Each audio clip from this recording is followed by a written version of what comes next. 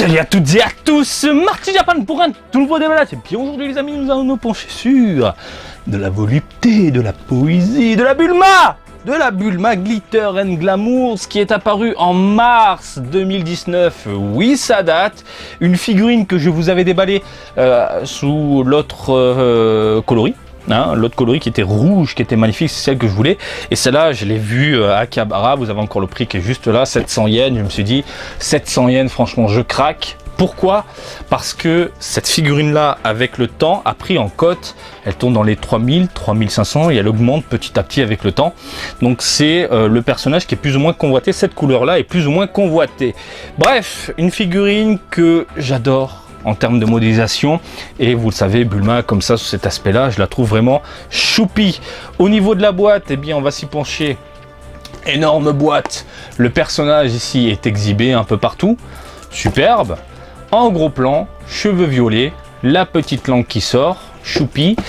Sur les côtés, format paysage, voilà le personnage exhibé encore une fois dans tous les sens. Voilà cette couleur là, je vous ai déjà présenté ce joujou.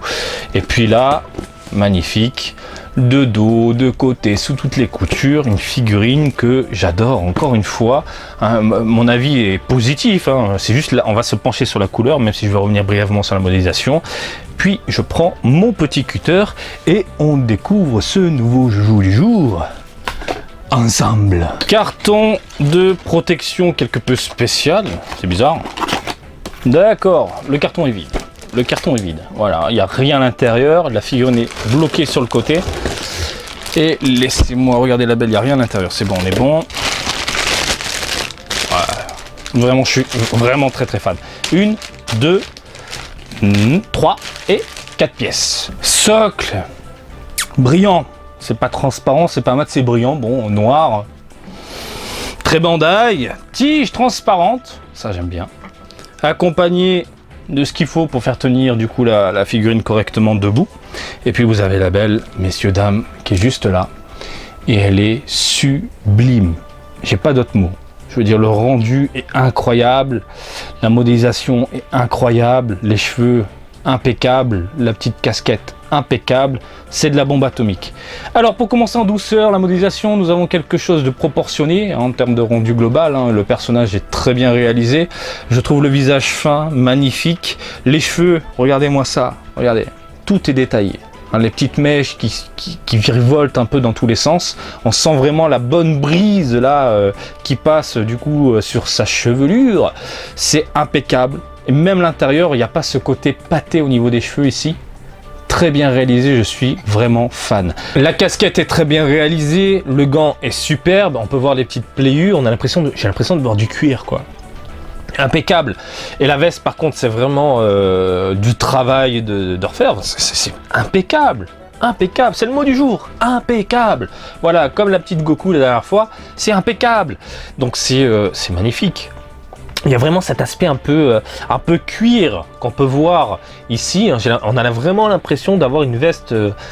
Du coup, j'ai pas l'impression de voir une veste en plastique, quoi. C'est superbe. Les pliures sont bien réalisées, bien pensées. Voilà, la veste qui est ouverte. On voit même le zip. Superbe. Sur le côté, incroyable. Bulma, F39, superbe. Franchement, j'ai rien à dire. Regardez à l'intérieur. Vous avez ensuite le petit t-shirt blanc. Plié, magnifique. Le petit shorty mignon. Encore un travail de fou furieux, hein, je veux dire, les petites pliures à droite à gauche. Au niveau des pantoufles, là, franchement, j'adore les pompes. Superbe. Voilà, la modélisation, je vais pas trop m'y attarder parce qu'on en a déjà parlé, c'est impeccable. C'est impeccable. On nous fait plaisir avec ce genre de produit, c'est impeccable. Là, par contre, on va parler des couleurs. Bien pensé, bien réalisé. On a un violet plutôt léger au niveau des cheveux. Magnifique. Alors la figurine dans sa globalité est dans un ton mat. La veste par contre est dans un ton très brillant, j'ai envie de dire laqué, pour donner justement cet aspect un peu cuir, un peu différent des vêtements tout simplement, parce que regardez le t-shirt à l'intérieur. Ton mat à l'intérieur, à l'extérieur, ton laqué. Et du coup, il y a cette cassure qui est très agréable à l'œil. Et j'adore, c'est très bien pensé. Le petit shorty là, on a du mat également. C'est du mat. et franchement c'est impeccable.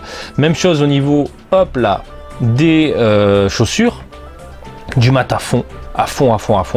Et puis la peau est légèrement brillante, pas trop non plus, pas trop dérangeant. Donc on est dans du glitter and glamour, ce qui veut dire qu'on est dans quelque chose de peu travaillé en termes de couleur. C'est-à-dire on nous propose du simple, hein, un bleu ciel, blanc, le short marron, pas de nuance, pas de tonalité. Mais encore une fois, je ne trouve pas ça dérangeant parce qu'il s'amuse justement avec le rendu, les textures, pour nous en mettre plein la gueule, et ça passe extrêmement bien. Les yeux, bah, superbe, et la couleur de la langue est plus... on a un rose léger, contrairement à l'autre figurine, hein, la rouge, et franchement, j'adore, j'ai pas d'autres mots, j'adore. Regardez même là, ici au niveau des poignets, au niveau de la veste, là on est dans du mat, et puis on part sur quelque chose de brillant.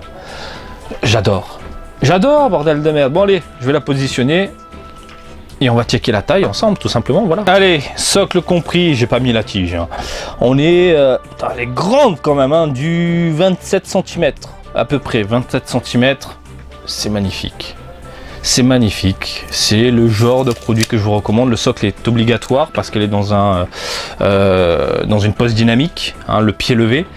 Et limite la tige, on va dire, est pas très importante, même si je pense qu'avec le temps, la figurine et la gravité va tomber légèrement sur la droite. Et c'est pour ça que d'ailleurs le trou est sur la droite pour pouvoir mettre, hop là, le petit crochet au niveau de la cuisse et maintenir ça correctement. Donc franchement, c'est de la bombe atomique. Hein, voilà, Bulma, début Dragon Ball, magnifique, avec une tenue sympathique. On est dans l'univers de Toriyama, purement Toriyama. Hein, j'aime le début Dragon Ball. J'y peux rien. Hein, c'est cette grande aventure qui m'a fait tomber amoureux de cette licence-là. Puis après, on est parti dans de la puissance et transformation, hein, qui est vraiment excellent. Mais ce début Dragon Ball est juste incroyable et juste magnifique.